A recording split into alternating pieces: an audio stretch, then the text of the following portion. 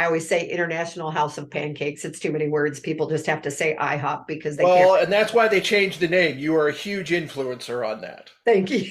Hey, Welcome to Real Siblings, It Ain't Easy, a real estate podcast with the goal to educate, inform, and save their listeners time as they navigate the market and properties in their neighborhoods. Get ready to join real-life siblings and professional real estate advisors, Donna and Eric Seemann, as they discuss how it may be simple, but it ain't always easy. Every time I think about the places I have known, I realize that times have changed. So I'll do what I can to make this house into a home. Yeah, yeah. Hi, everyone. Welcome to Real Siblings. It Ain't Easy is a real estate podcast that just ain't typical. Eric, you used ain't a lot in writing this intro, didn't you? I'm Donna, and this is Eric, and we are the Real Siblings. We are both professional realtors with Keller Williams, and for your reference, if it matters, he's Gen X, and I'm a boomer. The podcast blends lifestyle together with real estate as we work to communicate, educate, connect. Dang, someday I'm going to be perfect at this, Eric. Hi. While the topics vary and our conversations go in many directions, we work to provide our listeners with insights into our industry, better equipping them for your next real estate. I can't even speak to that. Real estate transaction. Good thing I'm not a perfectionist. And we are not starting over. I don't even care. So, Eric, maybe I can blame it on the dry heat. And it's there you go, dry heat. My brain is dried up or something. Oh, my Lord. So you're going to tell our listeners a little bit more about what we're going to talk about today. For those of you that are watching this, Eric has got this screen with this super tall old building behind him. What's the building, Eric? All right, so that is a skyscraper at 115 East Travis Street in downtown San Antonio. It is known as the Milam Building. It was built in 1928. And it kind of leads us to where we're talking today because in 2014 it was added to the Registry of Historic Places nationally. And you're going, it's a skyscraper. Well, it's a skyscraper that was the first skyscraper designed and built with indoor air conditioning in the United States. So 1928, 21 stories, 3 million cubic feet, 247,000 plus square foot of floor space, and it was the first designed to have air conditioning. It was designed, let me make sure I've got all of these details right, and I've mixed things up, so now I've got to find it. George Willis was the architect, engineered by M.L. Diver and constructed by L.T. Wright and Company. And the reason that's important is because these guys were innovators. They were doing something that had never been done before, between the ductwork, between the capacity, and figuring all of that out and going, let's put 3 million cubic square feet in the middle of South Texas and air condition it. So is the building still being used, I assume? The building is still being used. It's actually currently owned by a business called Western Urban, which is a big renovator developer here in downtown San Antonio. Okay. They've been responsible for several different historic property makeovers. This one's kind of in the works as to what it's going to be. Is it going to be a combination mixed use office space, turn top floors into condos? Yeah. It's in development. And it would be really interesting to know like what they have had to do with and to the air conditioning through the years. Because for those of us that know that we didn't have air conditioning, our old house in Lindsey, we had that window one on the front porch, right, that faced the church direction. On Maple Street side of the house. Yeah, and would drip water into a bucket or something on the porch. It wasn't just a bucket, it was a Schwann's bucket. Come on now. We make more use of those 2.5 gallon Schwann buckets than I can talk about repurposing, reusing, and turning trash into treasures. Every piece of trash was a treasure for Dad. That's funny. Which references back to our Talking Trash episode, right? There you go. So, you and I were talking a little bit about, timing related to things. And like when I first came here to the desert and to college and everything, and when Gil and I were dating, that there was no air conditioning in the cars. And my dorm didn't have air conditioning, Eric. We had sleeping porches at the back, which is where we all slept, which was convenient, but all the rooms, we didn't have air conditioning. Now wait, sleeping porches, kind of like what you would have as a summer porch here in the South? Yeah. With houses that would build a porch, screened-in area above? Well, it wasn't screened in, but the shape of the building was a hacienda. So at the back on all three levels were only the sleeping areas. So unlike a typical dorm room where you would sleep in your room, we didn't do that. We hung out in our rooms, which was kind of nice because it meant if you had a roommate that was a late night person, but I worked in the bakery, I went to bed early, right? I could go to that sleeping porch. I had the air conditioner, and all that took place in that room was sleeping. It was comfortable. I shouldn't say that. All that took place in that room was sleeping. No, but it really, it's interesting. Can you imagine nowadays that a college student, with what we pay for tuition, that it would be acceptable to be sharing, to share an open sleeping area, which I'm assuming you had your own bed. It's not like you had a cot that you had to find someplace new every night. No. We had bunk beds, but that's interesting because I don't remember exactly where I slept. But what I do remember is that because I'm a light sleeper, I would get up early because I would work in the bakery. But man, if somebody else, one of my neighbors was a runner, she would run the mall in the morning. And if she didn't hear her alarm, everybody heard the alarm, right? So that would have been the not good piece of sharing with however many, 30, 40. Yeah, so you had a place to plug in clocks. Was it a digital clock that you would have had someone hitting a snooze alarm that even if it went off, they did that? Yeah, yep. Old school air conditioning, old school clocks. It was the 1970s. I don't think I ever knew that. I really, that's another one of those little tidbits. So we're talking about migrations, folks, and we talked migrations in episode 23, but now we're not talking about leaving the hot climate and returning to a feeder city northern climate. We're talking about the fact that we both live in hot climates. Average daily temperatures right now in San Antonio have gotten up to 88, 90 degrees. We're running 60 to near 100% humidity. And during that time frame, you don't do a whole lot during the day. If you don't have to, you stay inside. And I think yesterday I don't know if we broke 100. My phone said 99, but it was our first day, which for us to get to June and not have hit 100 yet is pretty fascinating. So, yeah. Eric, you and I were talking, as we always do beforehand, and we were talking about, I call them swamp coolers, evaporative cooling versus air conditioning. Have you come across swamp coolers there, or is it too humid? No, we are too humid. Swamp coolers are not a good option here. Even though we're nautical miles, we're well over 100 miles from the coast, we still get enough coastal humidity coming in from the Gulf Coast and from across the Pacific. It comes across the Baja Peninsula, and the same thing that the winds shift a little bit and bring you monsoons. Yep. If it blows a little bit more west than northwest, it comes across to us and we get Pacific moisture. So we are officially a semi-arid climate. And you don't really have a monsoon season like nowhere near like what you guys have. Yeah. What I do remember from all the years that you've lived there is that I've seen the creeks with no water and practically flooded. Like I remember seeing you showing me a boat dock like that was dry. I've been showing a couple of listings out at the lake that's close to us, Medina Lake, and I think it would be a metal detector's paradise right now.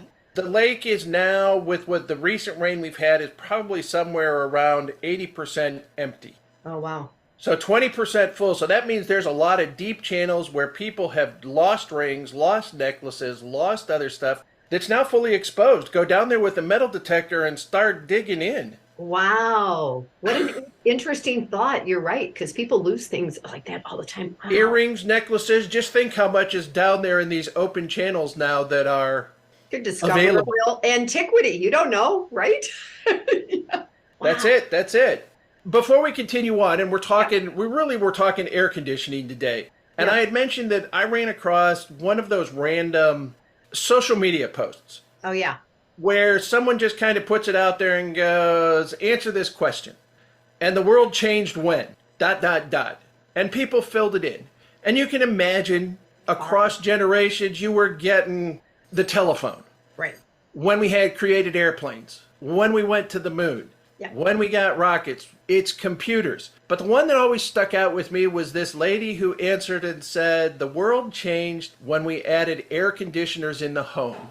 And she went on in that article to talk about the fact that up until that point, in the cooler parts of the evening, people would go sit on their porches. They would take a walk in the evening. They would see their neighbors. They would communicate with their neighbors. They might have their neighbors over, have a sweet tea, a lemonade, or something like that. As soon as we had air conditioners, nobody came outside anymore.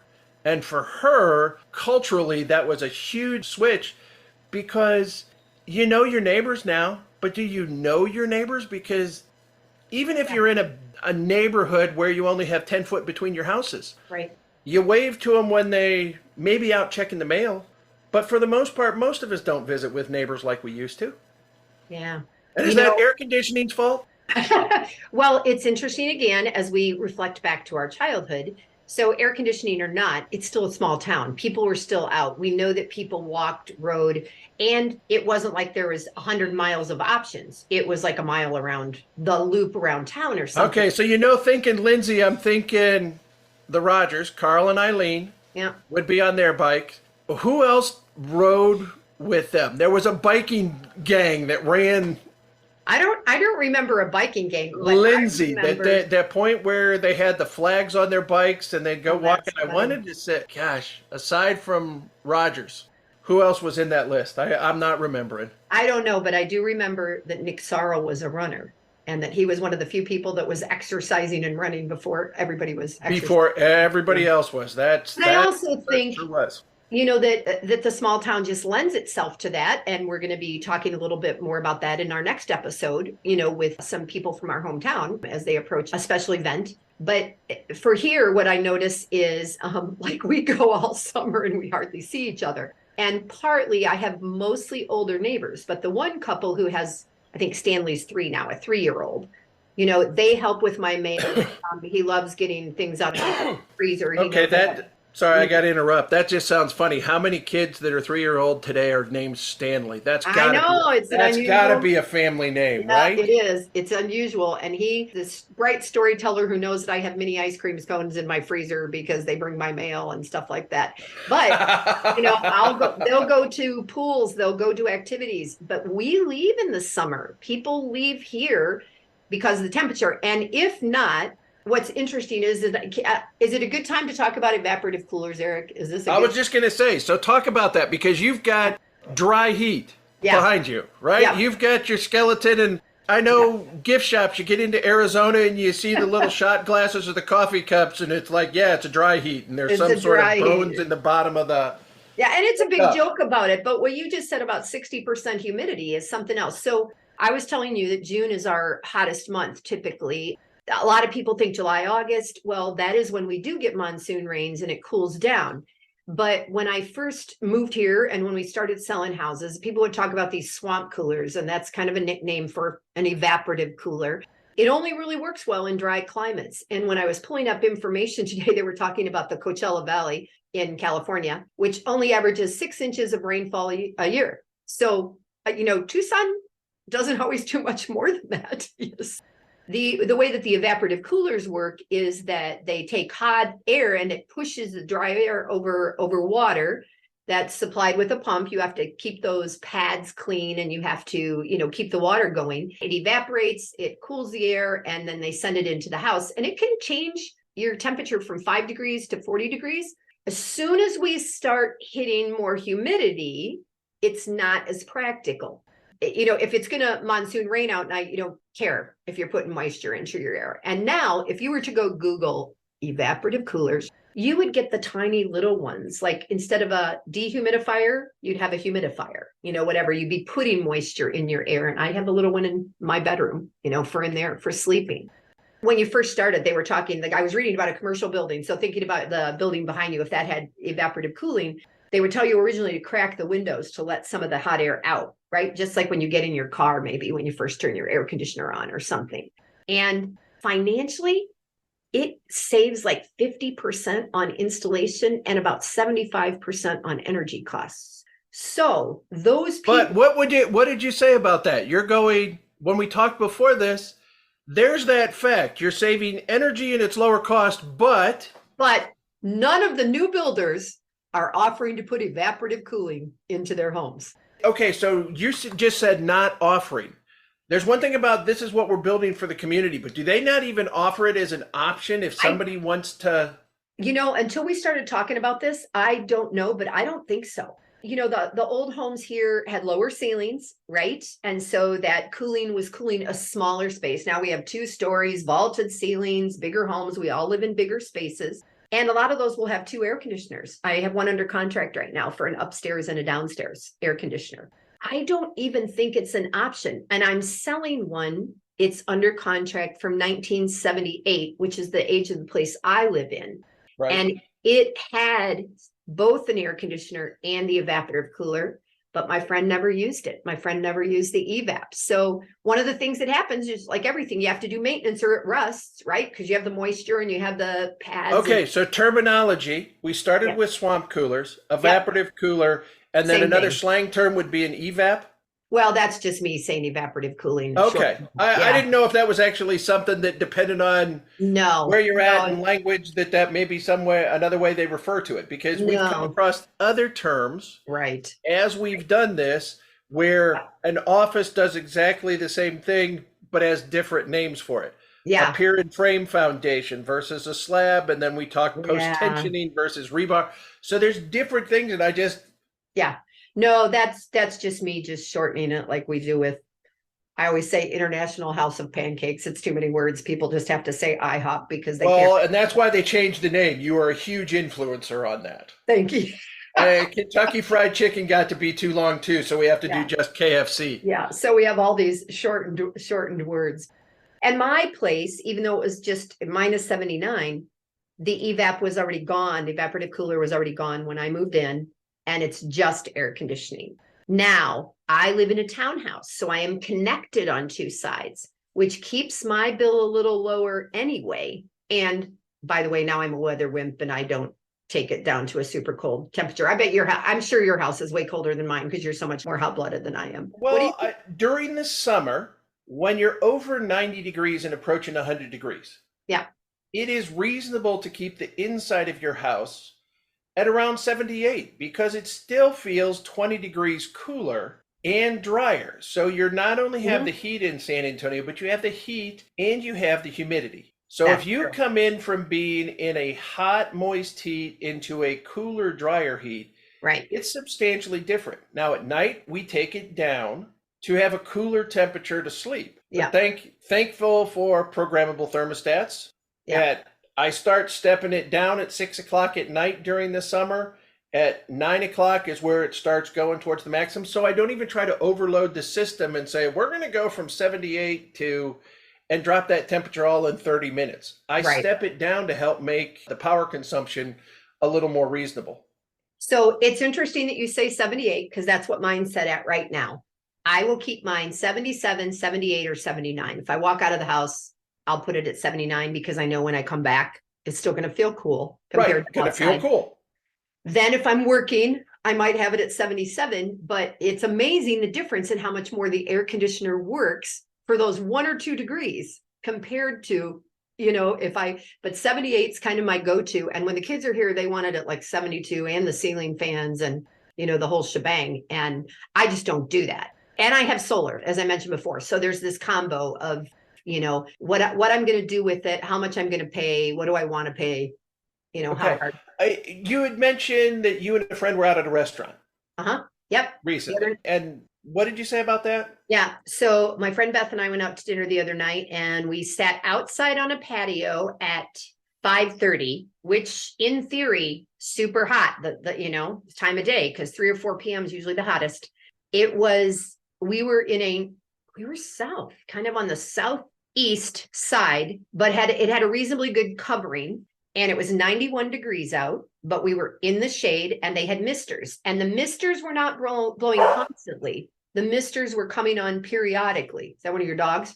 Yes. The husky mix is in and needs to talk to everybody. Thank you, Ruby. we were totally comfortable in 91 degrees outside at 5:30 in the evening. And when I got there, I thought certainly I would want to be indoors, but then we take sweaters with us because it's going to be air conditioned to the max and freezing. So yeah. But I'm talking about humidity, and you're talking about adding moisture to the air to make it feel cooler. Exactly. Here it's like, oh, it's 80 degrees, but the humidity's here, so it's going to feel like it's 87. Yeah. Moisture here raises the temperature, and you're using it to cool down. Yeah. Yep. Because you want to get a little sprinkle on you. And then are most of the patios flexible space so that during this time of year you have cover, and during the winter months you can roll that back and get a little bit more direct sun? Yeah, sometimes it depends, of course, whether it's north, south, east, or west, as the sun is going. But some of them have umbrellas. Some of them have the rollout shades. Some of them have a metal perimeter that have the misters attached that then you can adjust those other things. But yeah, and honestly, when I moved here, that was one of the things that I remember loving when I first moved here, that there was so much outdoor dining for so much of the year. And then I am happy to leave for 3 or 4 or 5 weeks in the middle of the summer. During the middle of the summer, I can hit the road too. Yeah, I remember one of the first times I visited when Stefan moved out to Phoenix. Yeah. And we were going to meet Adam somewhere for pizza, and the roads were so hot, I can remember feeling the heat through the floorboards, because that particular day we were close to 117 degrees. Yeah. Oh, man. And I didn't want to get out of the car. It's like, look, I can feel it through the floorboards, through my shoes, onto my feet, that there is heat radiating up. How close can I possibly park to avoid that kind of heat? Yeah, I think that's part of the reason that that Adam and Caleb are in the Denver area, because, Denver does get hot, but they certainly have more variations in the temperature. Sure. And when I first moved here, Eric, my friends and I would sit outside in the sun in July. Yeah, that lasted for a couple of years. I remember with a couple of other Midwesterners, and my clients that come from Norway, they'll be here the end of June and into July because they've been cold the whole year and they don't care. And they're coming to warm up. Yeah. So aside from the evaporative coolers and standard, what we'll consider HVAC, heat pumps? Yeah, a lot of them are now. The new ones going in. Yeah. Okay. Yeah. And of course, we switched. Again, more detailed conversations we have to have. Touch on one of these subjects, we realize, oh my gosh, there's really so much more we could talk about. Mm-hmm. We have a geothermal air conditioner system. Okay. And understanding the difference between a 13 SEER and a 16 SEER air conditioner. And you and I both know that there has been a change in Freon. Yep. And you've got, I'll say, panic almost. If About you've got R22. an older system and it's like, oh, you're not going to be able to get that Freon. Yeah. And then you talk to my air conditioning guys that I talk to, it's like, look, we laid up so much extra Freon. Yeah. We go 10 years. And still have R22. And still be okay. And guess what? Your air conditioner is going to need replacing sometime in that 10 years because it's already 5 years old. So don't worry about it. Yeah. But we do know it's more expensive. You get a small pinhole leak in your air conditioning. You got to recharge Freon, and it's $80 a gallon plus the labor, plus to fix the leak and everything else. And it's like, how much did you have to add? How did that end up being $350? Oh, I just had in my condo, the air conditioner quit working and someone was there. I don't know if I had told you that. It was for 2 nights, or they were going to be there 5 nights. And after 2 nights, they moved to another condo. I refunded them some money, and I blocked off the dates and sent some people over and sent an air conditioning guy over. And it was a simple lug nut. Everything was frozen. The pipes, the lines were frozen. Everything. Right. You've got that freezing. It's like, how can it be frozen when? Right. So when we turned it off, the tech got there. It was 91 degrees inside the condo. And it turns out it was a nut. It was a nut that wasn't tight, that just made something fall, that meant the air wasn't, thank heavens, right? Thank heavens it didn't mean I needed a whole new system. Right. But we had that conversation because it's older, it's small, it's almost like the size you would have like in an RV because it's a tiny little condo, right? And they fixed it, but I keep a home warranty knowing full well that the time's going to come when I have to replace that, because I think it's, I don't know, 17 years old, something like that. So right. Right. Pushing and then you've got more common now, especially in smaller units, you're going to the ductless systems. Yeah. And I bet you probably have some people who are doing some renovations on older houses Yep. rather than try to install ductwork and everything else, they're putting in one, maybe two Mini split. Yeah. referred to as mini split, but is also a ductless air conditioner system. Yeah. Some of the carports that were converted to rooms that they never, so I have that's the alternative. Yeah, young couple that have done that, and it's easier. You're right. It's easier than lowering the ceiling because the carports never had space, where it never had a ceiling. And Steve has one in his sunroom. That's what they're. So where we grew up with window units, which there are still plenty of houses in San Antonio you can drive around and you can see the window units. Right. The problem with window units you brought up when you mentioned the air conditioner we had at the house in Lindsey, the 1868 brick house. We had one air conditioner. It was in one window and it sat over top of a porch. So it was partially protected from the element. It's not like it was hanging out. Right. But we had a bucket because every single air conditioner will create condensation. You can't go through that temperature exchange without creating some sort of moisture.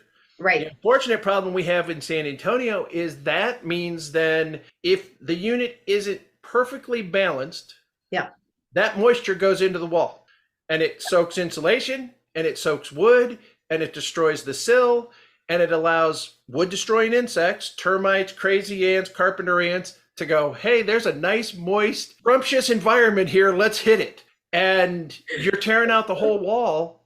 Yeah. Because of what we did with an air conditioner. And we can understand why we want the air conditioner. But we talked about that.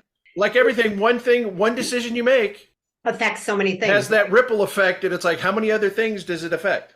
We didn't even talk about the cost of putting a new one in. So as a single woman who doesn't know anything about anything related to electric or plumbing or air conditioning, we had a father that did a lot of stuff. Gil did a lot of stuff. I don't know how to do any of the stuff, right? So I keep a home warranty, and I ended up having to get a new air conditioner a few years ago. And it was, and of course they go out when it's 110 degrees. That's when they quit working, right? Never during the winter. It was the second time that something had happened. The first time they replaced the compressor.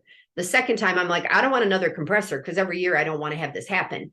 And I had been paid about $550 a month because or a year. I continue to get the realtor discount, which isn't $550 anymore. And so I probably bought myself a new air conditioner over the years that I had lived here, but I didn't have to come up with $6,000 or $10,000, all at once. I know somebody that just put one in, it was $16,000.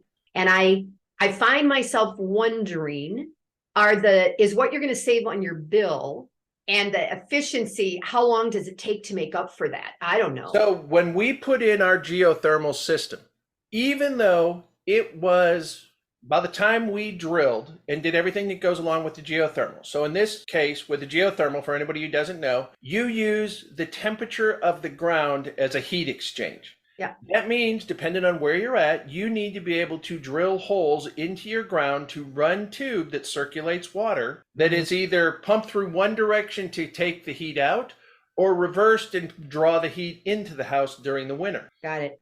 We have 5 holes. Each hole is 250 feet deep.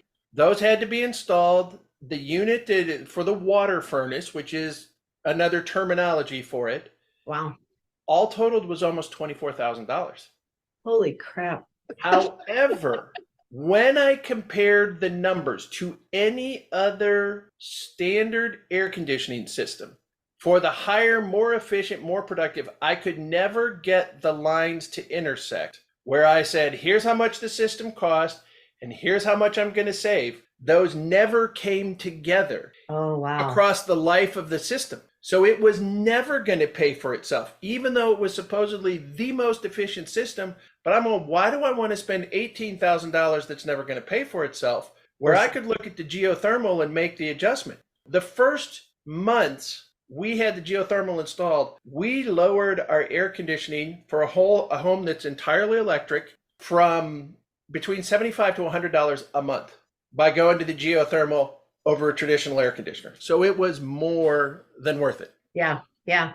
Interesting. And it's getting close to time to wrap this up, but I forgot to say at the beginning, this is our 25th episode. Yay! Yay! Yay! Year 2. Year 2. Midway through season 2.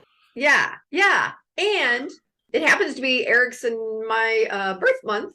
So that's part of the reason that we have these come out on the 16th and the 28th of the month. This one is our 16th one, right? This is what we're doing for your. No, this will be the episode that'll come out on the 16th, episode 25. So happy and birthday we to also you. need to mention, because that will be coming out right about Father's Day. Happy Father's Day to everybody who's a listener and There you go. is part of our audience. And if you're not, you're brand new.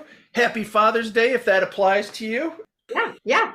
And So before I close this down, or as I close this down, I'm gonna. San Antonio really loves air conditioning. So not only the Milam building that's behind me, which was the first commercial designed air conditioned building in the United States, we're also home to the Friedrich Company, which goes all the way back to 1883 Furniture Company.